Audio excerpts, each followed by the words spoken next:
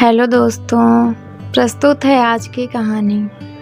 रोशनी, तुम तो जानते ही हो पिताजी के जाने के बाद माँ कितनी अकेली हो गई हैं और ऊपर से अब उनकी तबीयत भी ठीक नहीं रहती। तो मैं सोच रहा हूँ कि अब माँ को घर ले आता हूँ। माँ इस घर में हमारे साथ रहेंगे तो गोलू के साथ उनका दिल लगा रहेगा। गोलू को भी दादी का प्यार मिल जाएगा और तुम्हें भी उसे संभालने में कोई परेशानी नहीं होगी। रोशनी, बस मुझे तुमसे यही कहना है कि मेरी मम्मी को अपनी माँ समझना, उन्हें कभी सास मत समझना। पिताजी के जाने के बाद उनकी ज़िंदगी में खालीपन सा आ गया है। मुझसे वादा करो कि तुम उस खालीपन को भरने में मेरी मदद करोगे। अपने माँ के लिए चिंतित सौरभ ने अपनी पत्नी रोशनी से कहा। हालांकि सासू माँ के साथ रहने की रोशनी की बिल्कुल भी इच्छा नहीं थी, लेकिन अपने पति की मातृभक्ति को देखकर वह कुछ न बोल पाई। बस एक फीकी सी मुस्कुराहट के साथ उसे मूक स्वीकृति दे दी। अगले दिन सौरभ अपनी माँ सीमा जी का सामान पैक करवाकर उन्हें अपने साथ घर ले आया। माँ, बस एक बात का याद रखिएगा कि ये घर मेरा और रोशनी से पहले आपका है। इस घर में वही होगा जो आप चाहेंगे। सौरभ की बातें सुनकर जहां सीमा जी को अपने बेटे पर गर्व हो रहा था, वहीं रोशनी अंदर से ही जल भून रही थी। सीमा जी ने आते ही रसोई घर का सारा काम संभाल लिया। रोशनी भी अब घर के काम से निश्चिंत हो गई थी। रोशनी का मायका शहर में ही था, लेकिन यह सोचकर कि उसके पति का खाना कौन बनाएगा, रोशनी अपने मायके रहने नहीं जा पाती थी। लेकिन अब सीमा जी के आने के बाद रोशनी अपने बेटे को लेकर कुछ दिन के लिए मायके रहने चली गई। चलो, एक बात तो अच्छी हो गई जो तुम्हारी सास यहाँ रहने आ गई। अब तुम किसी भी समय और कितने भी दिनों के लिए हमारे पास रहने आ सकती हो। मायके पहुंची रोशनी से उसकी माँ ने कहा। हाँ माँ, वो तो ठीक है, लेकिन तुम्हारा दामाद तो पूरा श्रवण कुमार है। अपनी माँ का तो हद से ज़्यादा ख्याल रखते हैं। बेटा, तुम्हारी सास बहुत सीधी बनती है। यह सीधापन दिखाकर ही उन्होंने तुम्हारे पति को अपनी मुट्ठी में किया हुआ है। लेकिन तुम उनके इस माया जाल में बिल्कुल मत फंसना, नहीं तो वो तुम्हें भी अपनी उंगलियों पर नचाएगी। इसीलिए अपनी सास से ज़रा होशियार ही रहना, और ज़्यादा परेशान करे तो उन्हें अपने घर चलता कर देना। अभी रोशनी का अपने मायके में पहला ही दिन था कि उसकी माँ ने उसके साथ ऐसा अनमोल ज्ञान बांटना शुरू कर दिया, या यूँ कहें कि अपनी ही बेटी को अपने पैर पर कुल्हाड़ी मारने की सलाह देनी शुरू कर दी। कुछ दिन यूँ ही बीत गए। आज सौरभ का जन्मदिन था और रोशनी भी मायके से आने वाली थी, तो सौरभ रोशनी को मायके से लेने चला गया। सीमा जी को अपनी तबीयत कुछ ठीक नहीं लग रही थी, तो थोड़ी देर के लिए बिस्तर पर लेट गए। लेटे लेटे याद करने लगी कि किस तरह वर्षों पहले वो अपने बेटे के जन्मदिन पर उसकी पसंद का खाना और केक बनाकर उसे सरप्राइज दिया करती थी। आज अब इतने वर्षों के बाद वह सौरभ के साथ है, तो उन्होंने उसे फिर से सरप्राइज देने का सोचा, और बीमार होने के बावजूद भी सौरभ की पसंद का केक और अन्य लजीज व्यंजन बनाने में जुट गई। बड़ी प्रसन्नता के साथ बेटे और बहू के आने से पहले पहले सब कुछ तैयार करके रख दिया और कुर्सी पर बैठकर बच्चों के आने का इंतजार करने लगी। सोचकर मन ही मन खुश हो रही थी कि इतने दिनों बाद अपने बर्थडे पर सरप्राइज देकर सौरभ की बचपन की यादें ताज़ा हो जाएंगी, और 1.5 साल के गोलू को भी केक बहुत पसंद आएगा। करीब 1 घंटे बाद गाड़ी की हॉर्न की आवाज़ सुनाई दी, तो सीमा जी ने दरवाज़ा खोला। सौरभ और रोशनी गाड़ी से बैग तथा अन्य सामान निकाल रहे थे, तो सीमा जी ने गोलू को उठाकर अंदर ले आई। इतने दिनों बाद गोलू से मिलकर सीमा जी के चेहरे पर अलग सी ही मुस्कान थी। बेटा बहू जैसे ही अंदर आए तो हैरान हो गए। घर खाने की खुशबू से महक रहा था। सौरभ बाथरूम से हाथ मुंह धोकर आया तो इतने में सीमा जी फटाफट रसोई घर से केक उठाकर लाई और सारा खाना टेबल पर लगा दिया और सौरभ के आते ही बोले, जन्मदिन मुबारक हो बेटा, जुग जुग जियो। इतने वर्षों बाद माँ के हाथ का बना केक देखकर सौरभ बहुत खुश हो गया। सौरभ ने जैसे ही केक काटा तो सीमा जी उसे केक खिलाने लगे। इतने में बहू तपाक से बोली, अरे यह क्या कर रहे हैं आप, और इतना सब बनाने की क्या ज़रूरत थी? कम से कम फ़ोन करके पूछ तो लिया होता, हम तो बाहर से खाना खाकर आ गए हैं। बहू की बात सुनकर सीमा जी कुछ हैरान सी हो गई। तो सौरभ बोला, माँ वो बात यह थी कि रोशनी के भाई बहन पार्टी की जिद कर रहे थे, इसीलिए हम लोगों ने बाहर से ही खाना खा लिया। लेकिन माँ, बाहर आपके हाथ के खाने जैसा स्वाद कहाँ। मुझे तो यह खाना देखकर दोबारा से भूख लग रही है, सौरभ ने केक का टुकड़ा मुंह में डालते हुए कहा। तो सीमा जी ने खुश होकर प्लेट में खाना परोस दिया। जैसे ही सीमा जी गोलू को थोड़ा सा केक खिलाने लगी तो बहू ने गोलू को झट से उठा लिया। नहीं माँ, हमने गोलू को भी खाना खिला दिया था, उसका पेट भरा हुआ है। अब यदि ज़्यादा खाना खाएगा तो कहीं तबीयत ना खराब हो जाए, और मुझे भी भूख नहीं है। कहते हुए बहू गोलू को लेकर कमरे में चली गई। लेकिन सौरभ ने भूख न होते हुए भी अपनी माँ का दिल रखने के लिए एक चपाती खा ली। यह सब देखकर सीमा जी की आत्मा तृप्त हो गई। लेकिन कुछ सोचते हुए अपने कमरे में बैठी हुई रोशनी के कलेजे पर सांप लौट रहे थे। खाना खाकर जैसे ही सौरभ अंदर आया तो रोशनी का फूला हुआ मुंह देखा। कारण पूछा तो रोशनी तो जैसे उस पर बरसने को तैयार बैठे थे। मुझे यह बात नहीं समझ में आ रही है कि जब आपको भूख नहीं थी तो खाना खाने की क्या ज़रूरत थी। अरे पर मेरी माँ ने मेरे जन्मदिन के लिए इतने दिल से खाना बनाया, मेरा फेवरेट केक बनाकर रखा। उस खाने में मेरी माँ का प्यार था, मैं ऐसे कैसे खाने से मना कर सकता था। अच्छा 10 दिन पहले ही की तो बात है, जब आप मुझे मायके छोड़ने गए थे तो मेरी माँ ने भी आपके लिए खाना बनाकर रखा हुआ था। लेकिन आपने उस समय यह कहकर मना कर दिया कि मैं घर से खाकर आया हूँ, पेट में बिल्कुल जगह नहीं है, और यहाँ अपनी माँ के हाथ का बनाया खाना खाने के लिए पेट में जगह बन गई। तो इसका मतलब मेरी माँ के लिए कोई कद्र नहीं आपके दिल में, उनके खाने की भी थोड़ी सी इज्जत रख ली होती। रोशनी की बात सुनकर सौरभ भड़क उठा। किस बात को कहाँ ले जाती हो, कुछ समझ में भी आता है? मैं तुम्हारे परिवार के साथ ही पार्टी करने गया था, और यहाँ सुबह से मेरी माँ की तबीयत खराब थी, लेकिन फिर भी उन्होंने मेरे जन्मदिन को खास बनाने के लिए इतना सब इंतजाम करके रखा। हम बाहर से पार्टी कर आए, इस पर भी उन्हें कोई एतराज़ नहीं। यदि मैंने उन्हें खुश करने के लिए थोड़ा सा खाना खा लिया तो इसमें तुम्हारे परिवार की बेइज्जती कहाँ से हो गई? तुम्हें तो केवल अपनी माँ की ही खुशी की फिक्र है, लेकिन मेरी माँ पर क्या गुजरेगी यह तो तुमने सोचा नहीं। इतनी बात तो तुम्हारी माँ को भी समझ में आनी चाहिए कि वो हमारी खुशी में ही अपनी खुशी देखें। यदि एक दिन उनके हाथ का बनाया खाना नहीं खाया तो कोई आसमान तो नहीं टूट पड़ा ना। दोनों पति पत्नी एक दूसरे पर जोर जोर से चिल्ला रहे थे, और यह बातें सीमा जी को बाहर तक सुनाई दे रही थी।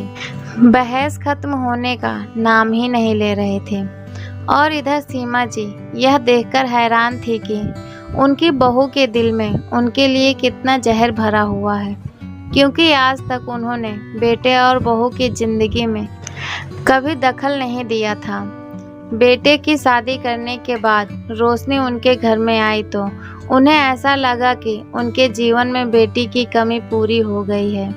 उन्होंने रोशनी को कभी बहू नहीं समझा था, लेकिन इस पर भी वह खुश नहीं थी। यह सोचकर सीमा जी बहुत उदास हो गई। मन ही मन सोचने लगी कि बेटे की बात मानकर मैं यहाँ क्यों चली आई। खैर जैसे तैसे मामला शांत हुआ।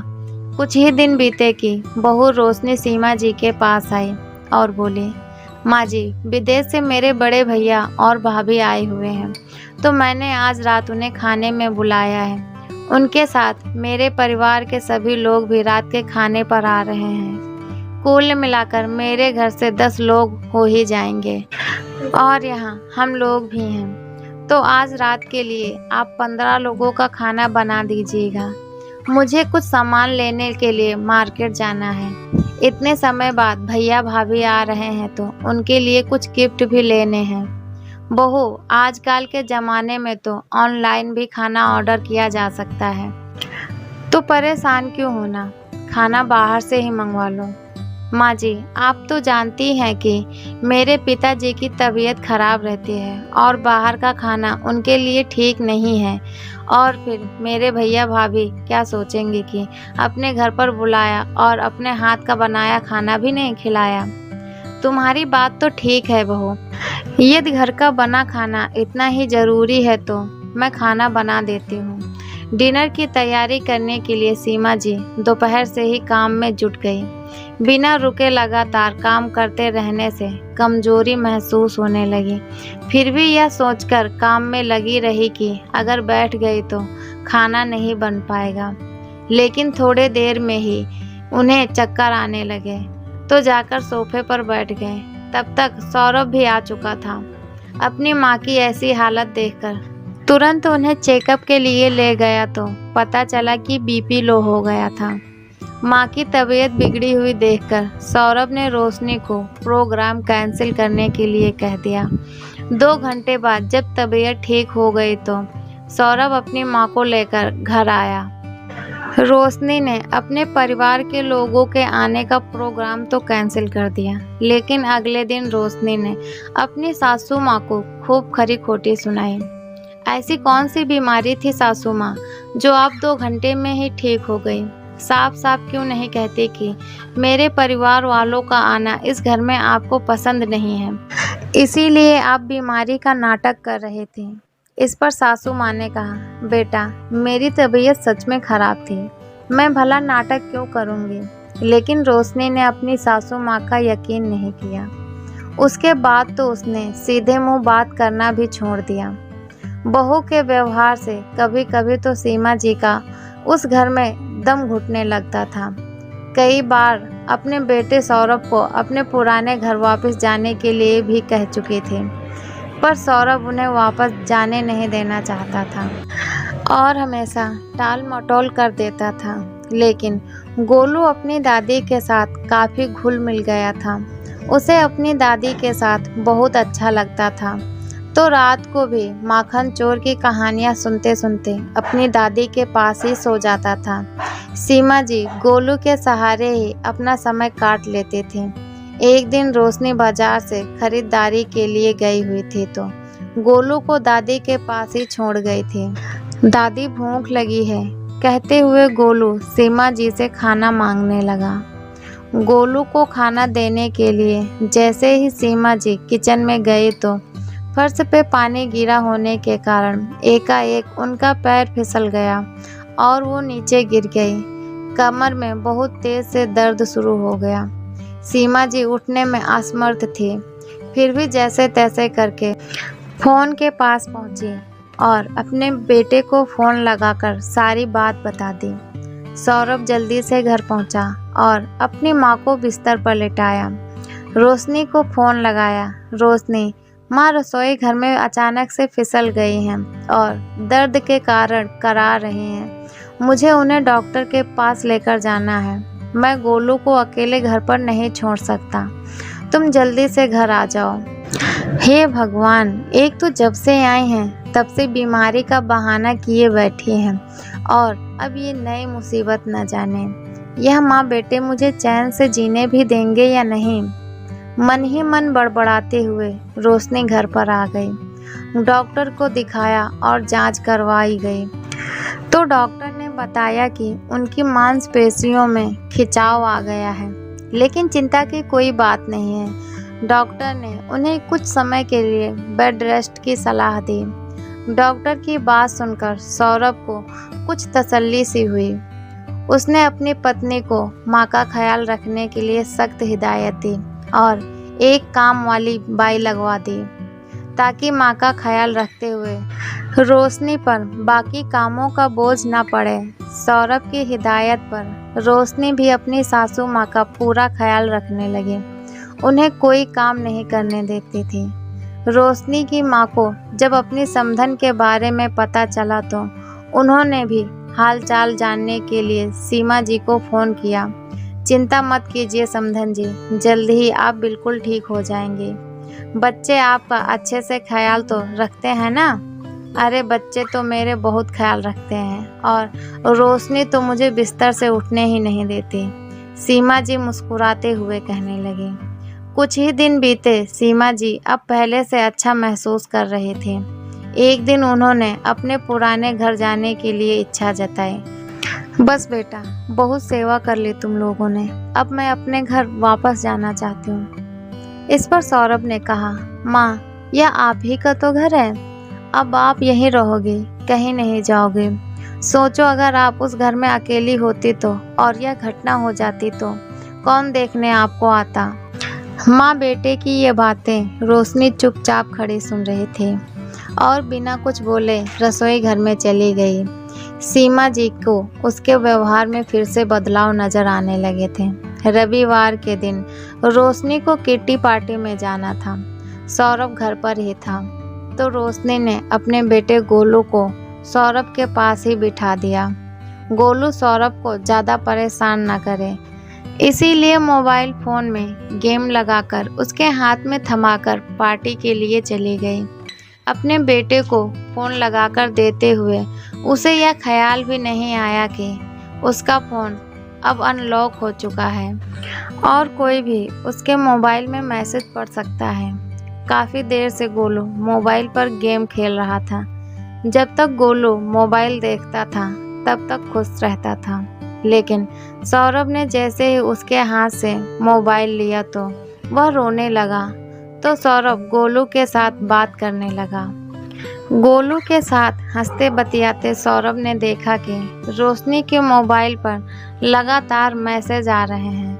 रोशनी कभी भी अपना मोबाइल अनलॉक नहीं छोड़ती थी और ना ही कभी सौरभ की दिलचस्पी होती थी कि यह जानने की रोशनी अपने मायके वालों से क्या बातें करती है। मोबाइल बार बार बज रहा था तो सौरभ की नज़र एक मैसेज पर पड़ गई। रोशनी, तेरी सासू माँ ने वापस घर जाने के बारे में कुछ सोचा या नहीं? मुझे तो चिंता हो रही है मेरी बच्ची कि कहीं अपनी सास की सेवा करते करते तू ही बीमार ना हो जाए। पहले तो हम जब मर्जी तेरे घर आ जाते थे, लेकिन जब से तेरी सासू माँ घर आए हैं मैं तो तुझसे फ़ोन पर भी ढंग से बात नहीं कर पाती। जैसे ही वह थोड़ी ठीक होने लगे उन्हें वापस अपने घर भेज देना। इस सास नाम की मुसीबत को और ज़्यादा झेलने की ज़रूरत नहीं है। और अब अगर वो सरवर कुमार उन्हें जाने से रोके तो मायके जाने की धमकी दे देना। सौरभ ने जैसे ही रोशनी की मम्मी का मैसेज पढ़ा उसे तो जैसे अपनी आंखों पर विश्वास ही नहीं हुआ। इतनी चिकनी चुपड़ी बातें करने वाली उसकी सास के दिल में उसके माँ के लिए इतनी कड़वाहट भरी हुई थी। यह सोचकर उसे बड़ा ताज्जुब हुआ और उससे भी ज़्यादा हैरानी उसे जब अपनी पत्नी द्वारा लिखे हुए मैसेज पढ़कर हुई। माँ, क्या बताऊँ, जब से मेरी सास बीमार पड़ी हैं मेरे सिर पर तो मुसीबत ही पड़ गई। तुम्हारे कहने पर मैंने उनसे सीधे मुंह बात करना भी छोड़ दिया था और कुछ दिन पहले तो वह कह भी रही थी कि मुझे वापस घर जाना है, लेकिन जब से उन्होंने बिस्तर पकड़ा है यह उम्मीद भी कम बची है। न जाने मुझे कब आज़ादी मिलेगी इस सास रूपी बोझ से। सौरभ की हैरानी अब गुस्से में तब्दील हो चुकी थी। वह रोशनी का आने का इंतज़ार करने लगा। जैसे ही उसका इंतज़ार बढ़ता जा रहा था उसका गुस्सा 7वें आसमान तक पहुंच जा रहा था। इस बीच सौरभ ने सारा मामला अपनी माँ के सामने स्पष्ट कर दिया।